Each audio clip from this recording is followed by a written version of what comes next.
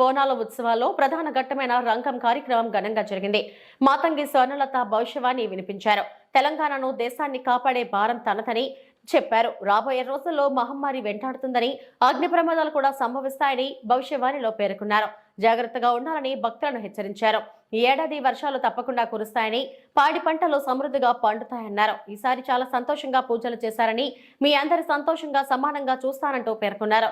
కాలం తీరితే ఎవరు ఏది అనుభవించాలో అది అనుభవిస్తారని, నేను అడ్డురాను అంటూ స్వర్ణలత భవిష్యవాణి వినిపించారు. పరిణామాలకి నా ఉద్దేశం నీ యొక్క పాత్ర కూడా కొద్దిగా ఉన్నదేమో. ఎందువల్లంటే పుట్టించేది, జీవించేది, మరణించేది అన్నిటికీ కారణమైనటువంటి నువ్వు నీ ఆశీర్వాద బలం మా పైన తక్కువయ్యి మాలో ఈ విధమైనటువంటి మరణాలు సంభవిస్తున్నాయి.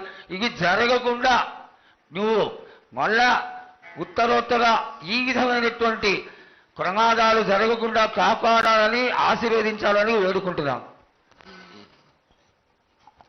నాది మాత్రం కొద్దిగా ఉంటుందని అనుకుంటున్నారు, కానీ తప్పకుండా ఉంటుంది బాల. కానీ కాలం తీరిందంటే తప్పనిసరిగా ఎవరేది అనుభవించాలో అది తప్పనిసరిగా అనుభవిస్తారు బాలకు. నేను మాత్రం దానికి అడ్డురాను బాలకు. నా అయ్య చెప్పింది అయినా కానీ తప్పనిసరిగా పాటించాలి అని. కానీ మీరు కూడా నాకు సంతోషపెట్టడం మీగ సక్రమంగా పూజలు జరిపించండి.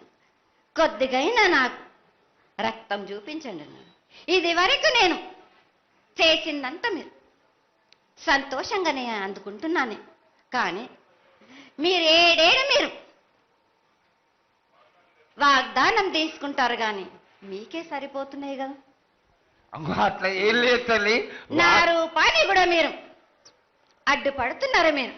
కానీ ఇది వరకు నేను శాంతంతో నిన్ను కడుపులో పెట్టి కాపాడుతున్నాను.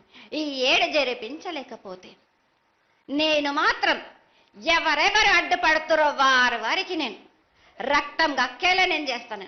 కానీ మళ్ళీ నన్ను నిందించద్దు. నాకు లేదు లేదు తల్లి, ఏనాటికి జరగని కొలది నీ ఆశీర్వాద గొలవే లేకపోతే